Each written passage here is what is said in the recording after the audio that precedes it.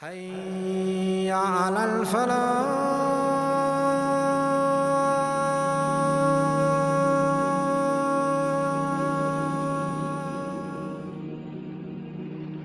Allah's Messenger ﷺ went out in the middle of the night and prayed Taraweeh in the masjid, and some men prayed behind him.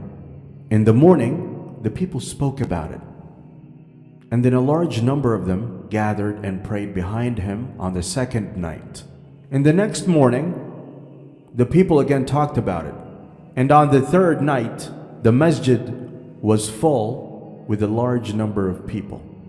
Allah's Messenger ﷺ came out and the people prayed behind him. On the fourth night, the masjid was overwhelmed, but the Prophet came out only for the morning prayer. When the morning prayer was finished, he addressed the people and said, "Your presence was not hidden from me, but I was afraid lest the night prayer, Taraweeh, should be enjoined on you and you might not be able to carry it on." So Allah's apostle died and the situation remained like that. People prayed individually. This shows how thoughtful of his community the Prophet was. Even in matters of worship, he always wanted what was easier for them. If he were to offer this prayer in the masjid every night throughout Ramadan, people would over the years elevate it to the obligatory or semi-obligatory status. Therefore, he decided to offer it at home to retain its status as voluntary night worship, which we can do at any time. One night in Ramadan, Umar came to the Prophet's masjid and found several groups of worshippers offering the Taraweeh prayer in several congregations. He disliked this because it suggested division within the Muslim community. Therefore, he told them to form one congregation and appointed Ubay ibn Ka'b to lead the congregation. Ubay was one of the best reciters of the Quran among the Prophet's companions. Umar did not join because, as caliph, he led the obligatory prayers. Again, he was keen not to give this prayer any impression of being obligatory. On the following night, he checked what was happening, and when he saw that there was one congregation, he made his comment that it was a fine bid'ah. He was not referring to the Taraweeh prayer itself, because the prayer was known to all and practiced by many. He was simply referring to the fact that it was offered in one congregation. So the addition is the organization of the prayer, not adding a new prayer. Today, most people offer it in masjids and congregation. This is not obligatory. Anyone can offer it at home with his family or friends or alone. It is all acceptable. However, in congregation, it earns a greater reward. Any prayer offered in congregation is rewarded at 27 times its normal reward when offered alone. In many countries, people prefer to have a long prayer with the whole of the Quran recited in this prayer over the month of Ramadan. This is a great practice and long may it continue. Coming to the yearly 8 verses 20 raka'at discussion that happens every year, firstly, we need to revise and establish a very important principle.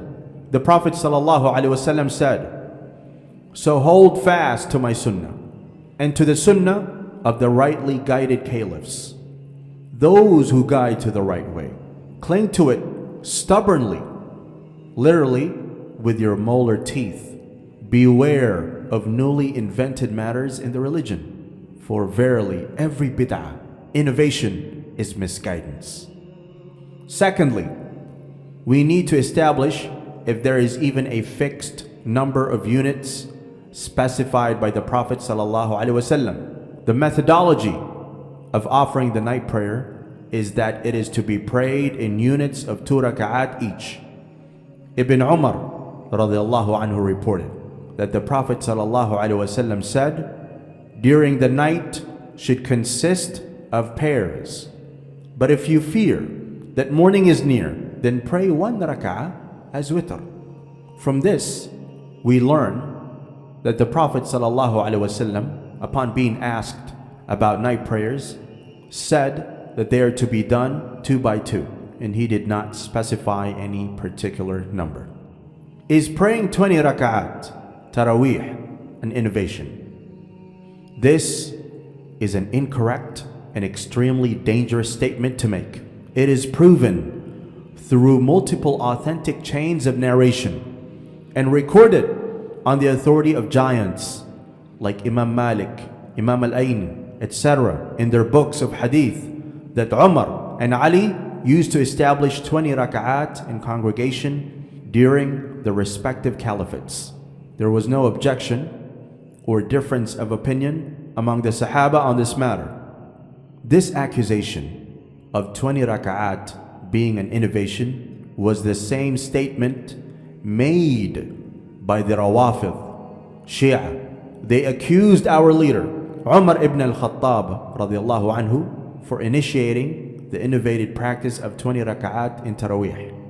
Shaykh al-Islam ibn Taymiyyah rahimahullah swiftly responded to this allegation and said, if Umar, by establishing 20 rak'at of Taraweeh, had been deemed to adopt a bad practice, then Ali ibn Abi Talib radiallahu anhu would have put an end to this in his khilafah. However, in the khilafah of Ali ibn Abi Talib, he too would read 20 rak'at Taraweeh prayers in Kufa. In the month of Ramadan, Ali would state, may Allah enlighten the grave of Umar just as he enlightened our masjid for us. We learn from all this that the time of Umar radiallahu anhu, people were praying 20 rak'at in Medina in the congregation. Likewise, in the time of Ali ibn Abi Talib radiallahu anhu in Kufa, the people prayed 20 rak'at in the congregation. This was then reported to have increased at the time of Tabi'een to 39 or 41 rak'at on certain occasions. What our master Umar did was that he increased the number to 20 to make the recitation in Qiyam easier for the people so that they would bow and prostrate more. An interesting point to note here, how did the people of Medina reach the number 39? It came across because of a healthy rivalry between the people of Mecca and the people of Medina. The people used to take a short break after every 4 rak'at in Taraweeh. The people of Mecca, wanting to do extra, said, we will do tawaf of the Kaaba in every break, and this is something only we can do. When the people of Medina heard about this, they added 4 rak'at in the break, and their total rak'at went up to 36. Add to it the witr, and the final number came to 39 rak'at. For nearly 100 plus years after this was the standard practice in Medina. This is why in the books of Maliki fiqh we find this as the preferred position for Taraweeh. Coming back to the main discussion, Imam Ibn Taymiyyah rahimahullah said, it is proven that Ubay ibn Ka'b radiallahu anhu used to lead the people in praying 20 rak'at in Qiyam in Ramadan. And he used to pray witr with 3 rak'at. Many scholars think that this is the sunnah because he established that among the Muhajirin and Ansar, and no one objected to that. Others regarded it as mustahab to pray 39 rak'at based on the fact that this was the practice of the people of Medina in the past. The Shaykh further explained, when Ubay ibn Ka'b led them in praying Qiyam in a single congregation, he could not make them stand for too long. So he increased the number of rak'at to make up for the long standing. So they doubled the number of rak'at. He used to pray 11 or 13 rak'at of Qiyam al-Layl. Then it seems that after that, the people of Medina found it difficult to stand for so long during the recitation, so they increased the number of rak'at until it reached 39, breaking away from the congregation after 8 rak'at. In the blessed month of Ramadan, it makes no sense for people to be arguing or fighting over issues that are a matter of scholarly differences or make them the cause of division and fitna among Muslims. Sheikh Ibn al-Uthaymeen rahimahullah commented on the issue of people praying 10 rak'at with the Imam, then sitting down and waiting for witr instead of completing the Taraweeh prayers with the Imam. He said, "It grieves us deeply that we find in the Muslim Ummah a group which differs concerning matters in which differences of opinion are acceptable, and they take these differences as a means to cause division. Differences within the Ummah existed at the time of the Sahaba, yet they remained united. The youth in particular, and all those who are committed to Islam must remain united because they have enemies who are laying in wait." What did these people miss out by breaking away from the Imam? A huge reward. The Messenger of Allah sallallahu alaihi wasallam said, "Whoever stands with the Imam until he finishes, it is equivalent to spending the whole night in prayer. The one who left midway before the Imam has completed his prayer gets reward only what he has prayed and misses out on being recorded as those who spent the entire night in prayer." In many masajid today, we see that the Imam changes after 10 rak'at. Can one leave after 10 rak'at? And does this fulfill the requirement for attaining rewards as mentioned in the above hadith? No. Our Shaykh Ibrahim Nuhu, Hafidhahullah, said, "What we understand from this hadith is that the Prophet was talking about the end of the prayer and not the Imam himself. The Imam is there to facilitate the prayer, and the second Imam is there to make it easy for the first Imam. It is considered as one prayer, even if the Imams change and not 2 different prayers. When the first Imam changes, no one says that the prayer has finished. Rather, the second Imam replaces him and completes the Taraweeh. This is the best and safest opinion for a person to follow. What's worse is when those who break away from the congregation look down upon those praying the complete 20 rak'at or worse, label them as innovators. Subhanallah, when there is a level of scholarly difference of opinion among the scholars, rather imams of this ummah, then it does not benefit the layman to blame another layman from following the opinion of established scholars. Those of us who have not memorized the Quran, especially if one is praying the Taraweeh at home or leading their families at home, can hold the Mus'haf while reciting. If one is praying in congregation, it is best not to do so and focus on the Imam's recitation.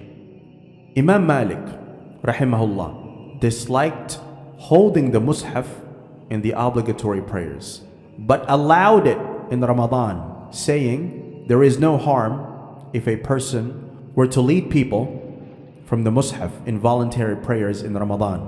This is similar to what has been reported from Imam Ahmad rahimahullah, who allowed it for voluntary prayers in Ramadan and disliked it in obligatory prayers.